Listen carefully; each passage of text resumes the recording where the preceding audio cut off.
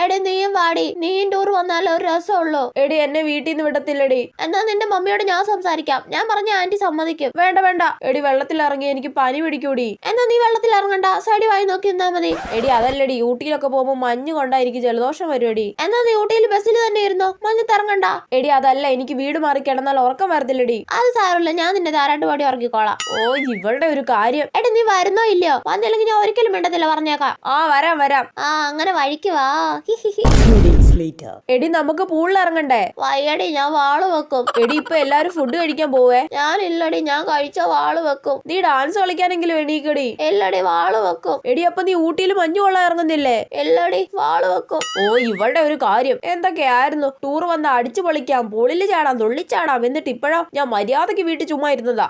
എന്നെ ഓരോന്ന് പറഞ്ഞ് പ്രലോഭിപ്പിച്ചിട്ട് ഇവിടെ കൊണ്ടുവന്നിട്ട് അവള് വാള് വെക്കും പോലും. എന്താണ് നിനക്കൊന്നും പറയാനില്ലേ? സംസാരിച്ച വാള് വെക്കോടി. ഓ